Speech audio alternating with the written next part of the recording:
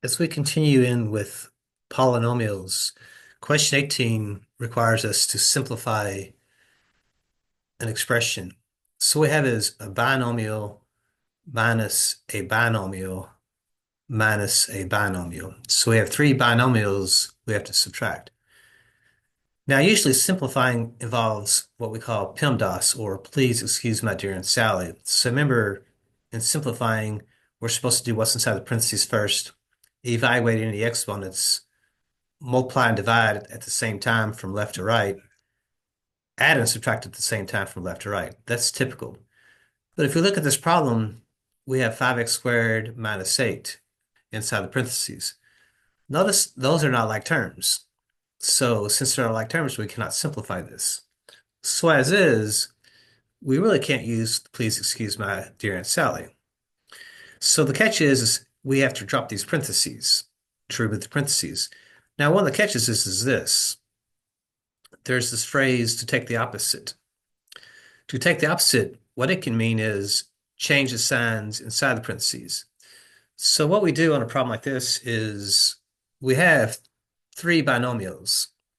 So the way we look at this is we have this binomial, and then we have this binomial,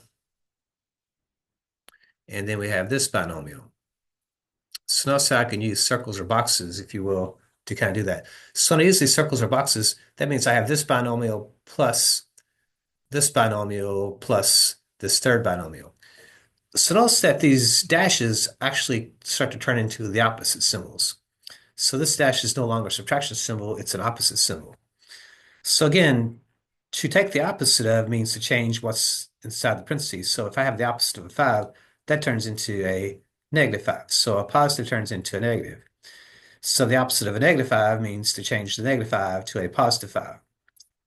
So when we do these problems, notice that this first binomial did not have any sign out in front of it. So what I'm allowed to do is just drop the parentheses there. So 5x squared minus 8 will come down. But notice how we now have this. So what we do is we take the opposite of a 4x squared, which means it becomes a negative 4x squared, or we write it as a minus 4x squared. And then we take the opposite of a positive 6, which turns it into a negative 6, or we just write it as a minus 6. We also got to do that here. We got to take the opposite of what's inside these parentheses. So the opposite of an x squared turns again into a negative x squared, or a minus x squared. And the opposite of a negative 2 becomes then a positive 2. So by doing that, we now can drop the parentheses. Now to combine like terms, we can add what we call the quadratic terms, the ones with powers of 2's. So powers of 2's we call quadratic terms.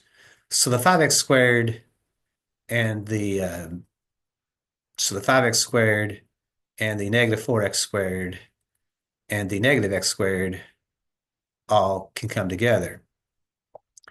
So what we have is 5x squared, lose 4 of them, I'm down to 1, and then I gotta lose another one.